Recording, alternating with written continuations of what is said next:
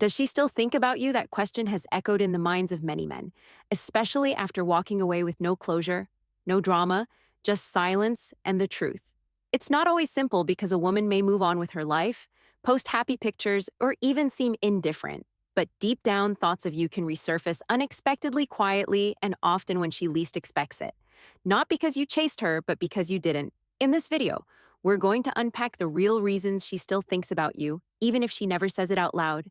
And more importantly, we'll explore how a man grounded in stoic strength learns to let go of that need for confirmation while becoming unforgettable in the process.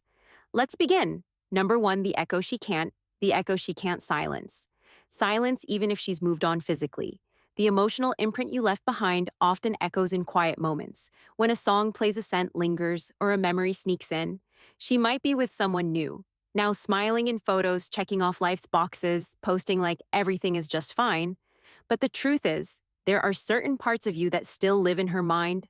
Rentre, not because you begged to stay, not because you tried to force yourself into her thoughts, but because you didn't. You walked away without noise, without drama, without trying to convince her of anything. That kind of silence isn't forgettable. It haunts you.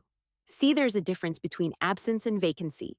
Most men disappear trying to be missed, but a stoic man, he doesn't try to be remembered. He simply is, because when you carry yourself with quiet strength, when your presence feels grounded, consistent, and real, it doesn't vanish the moment you stop talking. It lingers. It becomes the standard by which she unintentionally compares others. Maybe she hears a song you once played in the car together, and it stops her for just a second. Maybe she's walking past a place you both used to visit, and her chest tightens a little before she shakes it off. That's the echo. The one she doesn't talk about, the one she can't quite silence no matter how much she moves forward. Because while others brought noise, you brought stability. And stability doesn't scream, it hums in the background long after the moment has passed. A stoic man doesn't chase echoes. He becomes one through his composed presence. He doesn't force memories. He lets the truth of how he lived speak louder than any final message. As Epictetus said, don't explain your philosophy, embody it. And that's exactly what you did. You didn't try to stay relevant. You became unforgettable by being rooted in who you are. So even if her world looks full in those quiet, unguarded moments, when the mask slips and the distractions fade, there it is, that familiar presence. Your presence, the echo. She can't silence. And before we move on to the next point, take a moment to really think about this. What kind of presence are you leaving behind? Not just in her life, but in every space you walk through. Are you loud noise or a lasting echo? I'd love to hear your thoughts. Drop a comment below and share your perspective. Or if you're feeling it, just type, I choose to be the echo. Let's keep the conversation going. Number two, curiosity in disguise. Curiosity in disguise. Sometimes she checks your stories, asks mutual friends about you, or randomly likes an old post that's not coincidence. It's controlled curiosity. She can't quite explain. It's not always about wanting to reconnect. It's about wondering if you've moved on. It's her subtle way of stepping back into your orbit without having to admit she misses your presence, because to reach out directly would mean vulnerability. So instead, she hides that interest behind innocent taps and passive glances. Maybe she said she was done. Maybe she even acted indifferent. But silence has a way of echoing, especially when a man walks away with clarity and emotional discipline. Your lack of reaction that unsettles her, not because you're trying to manipulate her, but because you're no longer orbiting her world. And that space you've created forces her to confront something uncomfortable. She no longer knows where she stands with you. That unknown, it plants seeds of curiosity she can't shake. Think of it like this. Stoicism teaches that our power lies in how we respond, not in how others behave. Her actions may spark questions, but your role isn't to chase for meaning or rush in for answers. Your role is to remain composed, focused, present in your own growth. That's the strength she feels, even if she can't name it. So next time she watches your story, or like from months ago, resurfaces, don't treat it like a signal to act. Treat it like a reminder that your silence and growth are being noticed, even if it's from a distance. Let her curiosity remain her journey. Yours is the journey of a grounded man, one who doesn't need to chase closure or attention because peace is his. The comparison trap. Priority number three, the comparison trap. She meets new people, but the emotional contrast starts to build. Most chase, most impress. but you once stood still in your own value, and that difference lingers. At first, she might not notice it. Maybe the next guy is charming, maybe he says all the right things, but slowly something begins to feel off because attention isn't the same as presence. Noise isn't the same as grounding and comparison. It's not something she consciously wants to do, but her emotions start doing it for her. You didn't beg for her time, you didn't perform, you didn't need validation to prove your worth, while others fill silence with endless words. You held silence like it was power that contrast begins to whisper to her in quiet moments when she's on a date and doesn't feel fully seen when she's talking, but the other person is only half listening. When she realizes she's surrounded by attention, but starving for depth, that's when she begins to remember you. Not for what you said, but for how you made her feel safe by simply being. And this is where the Stoic lesson kicks in. Marcus Aurelius wrote, "The best revenge is to be unlike him who performed the injury." A Stoic doesn't seek revenge through competition. He doesn't try to outshine the next man or win her back by comparison. No, he removes himself from the game entirely and becomes something comparison can't touch: a standard. You weren't trying to be better than anyone. You were simply being true to yourself. That's why she notices the difference. That's why she can't stop measuring. So when you walk in alignment with your values, when your peace becomes louder than your presence, you stop needing to ask if she's thinking about you. You already know because emotional contrast doesn't fade. It sharpens, and once she's experienced what calm strength feels like, everything else feels a little hollow. Number 4, memory versus reality. Memory versus reality. She might not miss you exactly, but how she felt around you, safe, seen, understood that kind of connection. When it's real, leaves an emotional imprint that's hard to match. Even if she won't admit it out loud, over time, memory begins to filter out the details and amplify the feeling. And sometimes she's not reminiscing about the exact version of you, but about the way you made her feel when life was quieter, simpler, more grounded. Here's where it gets tricky. Reality may have been imperfect. Maybe there were disagreements, distance, or moments you wish you'd handled better, but memory doesn't operate like a recording. It plays like a soundtrack, selective, emotional, and tinted by time. She might think about that one night you listened without judgment, the way your presence didn't demand anything, but gave everything, the way you held space not just physically, but emotionally, and yet she might confuse that feeling with thinking. She's over you, I don't miss him, she'll say, but what she's chasing in others is often just the emotional echo you left behind. That calm steadiness, that respectful distance, that rare energy of a man who didn't need to perform to be valuable from a Stoic lens. This is a beautiful lesson in detachment. As Epictetus reminded us, don't seek for events to happen as you wish, but wish for them to happen as they do, and your life will go smoothly. You're not here to control her thoughts, rewrite her memories, or compete with her present. You're here to stay true to your values, to be someone whose presence is rooted in integrity, regardless of how it's remembered. So let go of needing to be remembered. Focus on being someone worth remembering. Because when memory and reality eventually clash, the truth she can't silence is the peace she once felt with you. And that's the paradox, isn't it? She may never say it out loud, may never fully connect the dots, but deep down she's chasing something she once felt, not something she's found.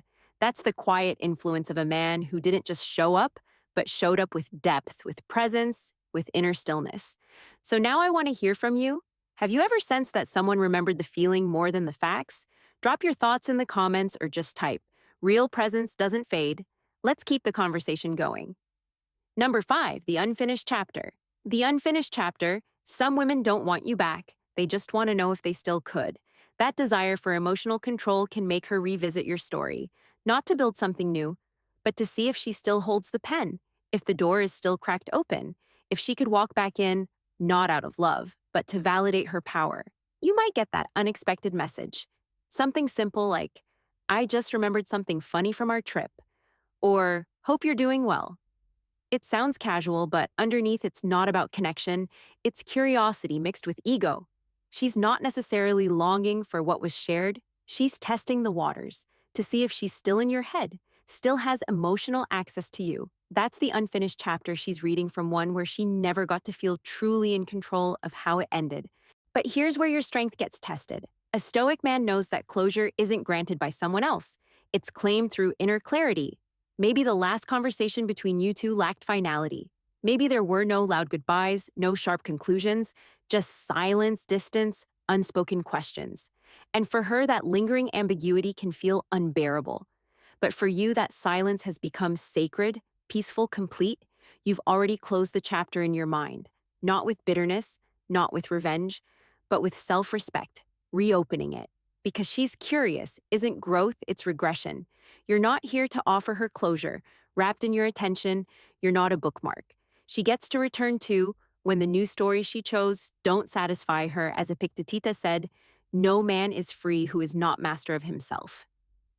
And being the master of yourself means knowing the difference between what's unfinished for her and what's already resolved within you. So when the past comes knocking, remember this: not every message deserves a reply, not every presence deserves re entry. The story you're writing now is cleaner, stronger, and more aligned with who you're becoming, not who you used to be. Number 6, your silence speaks. Your silence speaks volumes. Volumes. You didn't chase, you didn't explain, you simply disappeared with dignity. That silence, it unsettled her more than words ever could.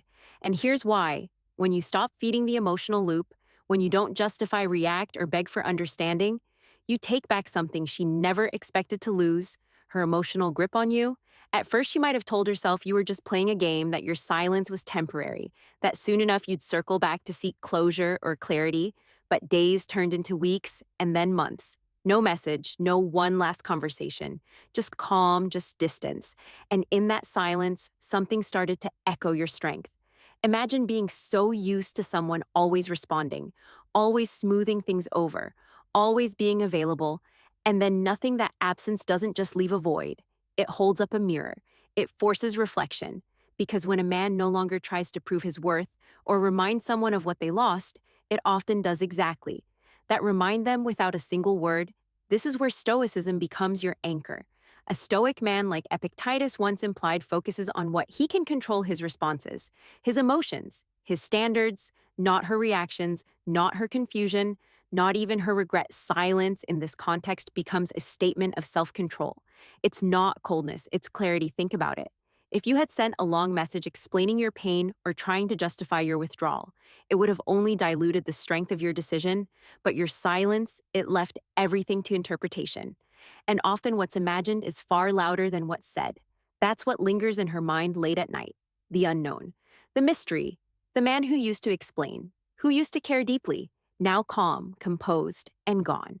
So when she checks your story, when she sends a casual, "Hey, hope you're good," when mutual friends say she brought you up in conversation, remember this: it's not always about missing the relationship. Sometimes it's about missing the version of herself that had your attention, and that silence, that dignified withdrawal.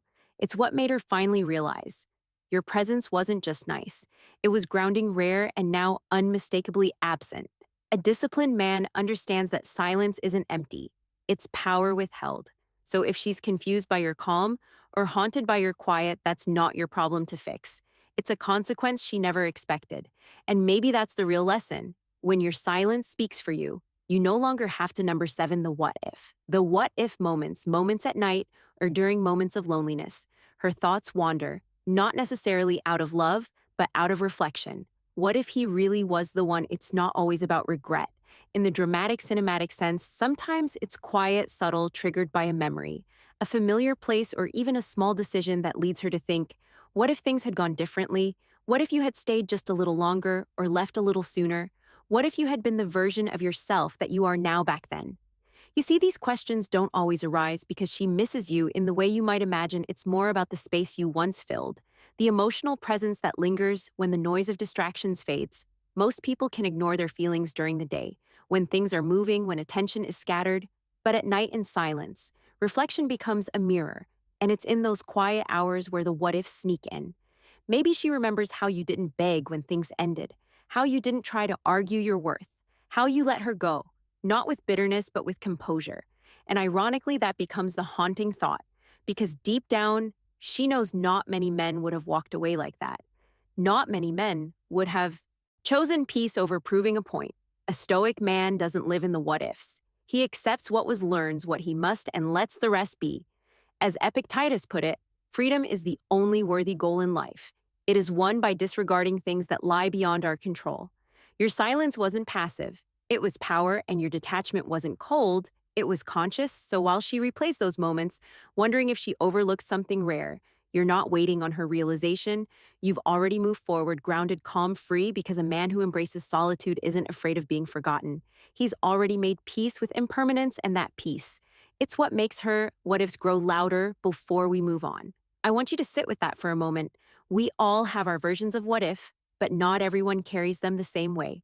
Hers may echo through late night thoughts, but yours, should lead you deeper into clarity, not confusion. If this part resonated with you, I'd love to hear your thoughts in the comments. Or if you're keeping it simple, just drop this sentence: peace doesn't chase closure. Let's see who's really been through it and grown from it.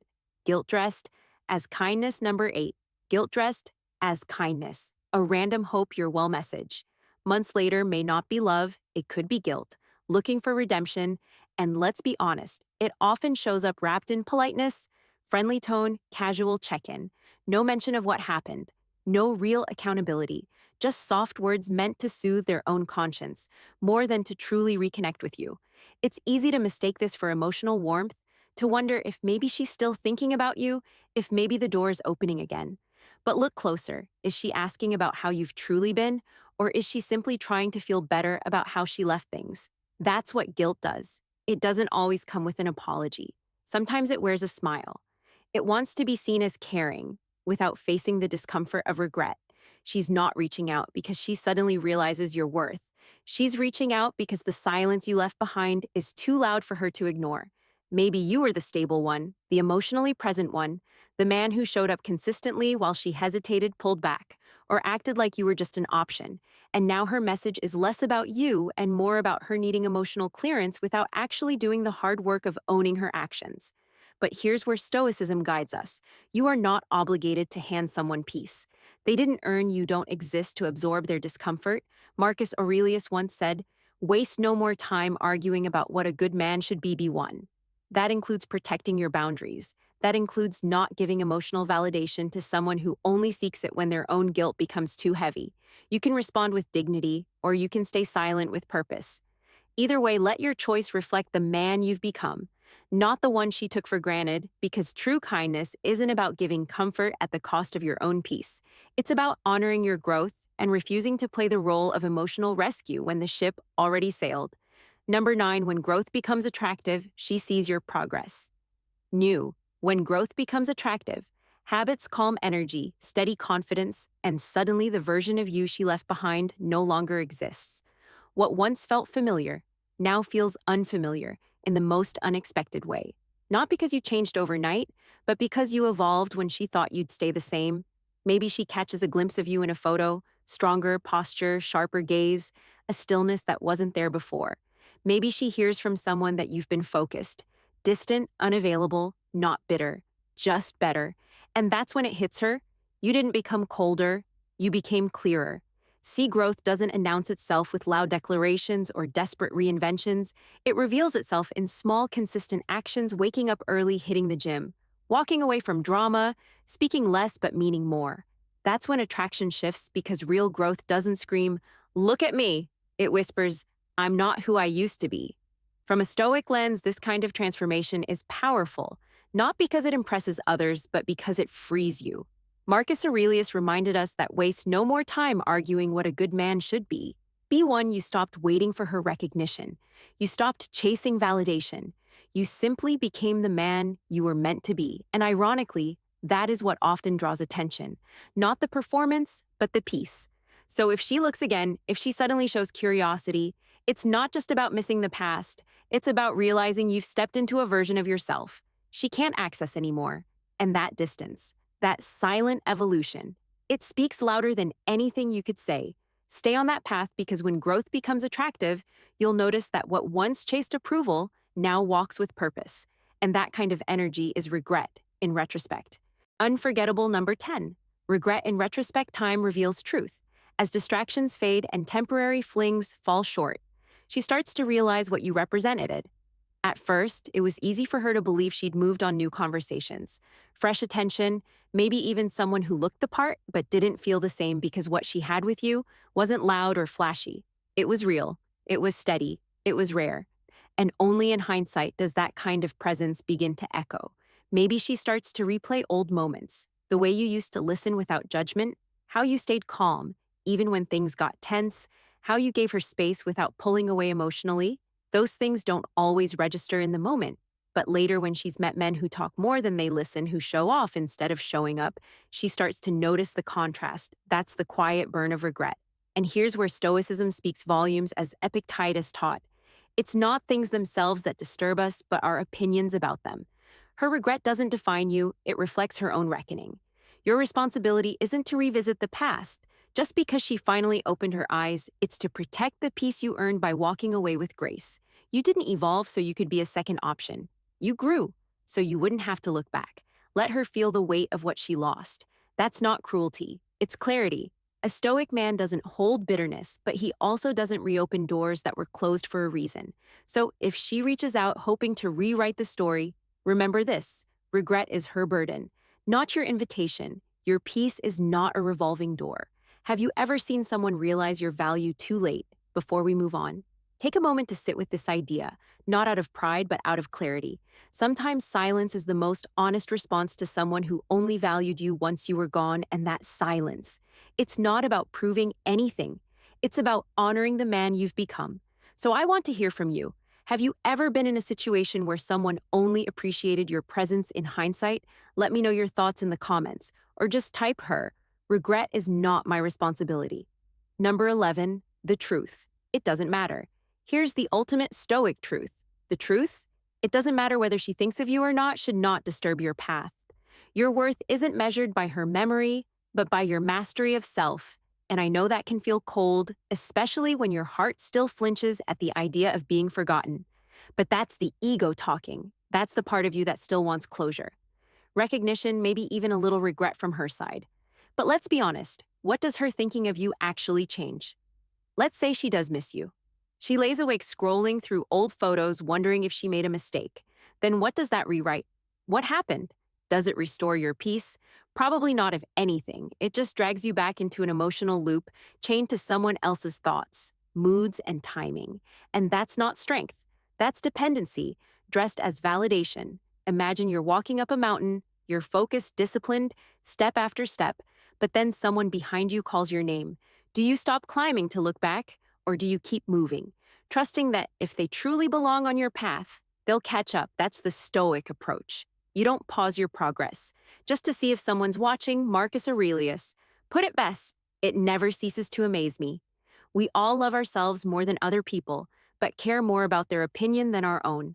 The truth is, you may never know what she truly feels, and even if you did, it wouldn't change what a disciplined man already knows: that his peace, his value, and his direction don't come from being remembered. They come from being rooted. Final thought. Epictetus said, "Freedom is the only worthy goal in life. Be free from needing to be thought of. That's the highest power." Because when you stop needing the world to remember you, that's when you become unforgettable. So does she still think about you? Maybe often. But here's conclusion. The stoic truth, whether she does or doesn't, isn't your concern anymore. Your mission isn't to live in her mind. It's to live by your principles. Your worth doesn't rise or fall with her memories. It stands on its own, calm, solid, and self-defined. If she remembers you, let it be for your discipline, your silence, your peace. And if she forgets you, let it be because you've grown so far beyond the past that even her memory can't catch up. Thank you for watching. If this spoke to you, hit like, leave a comment sharing your thoughts, or simply type, "I choose peace over validation." And don't forget to check out the next video on screen. We're just getting started.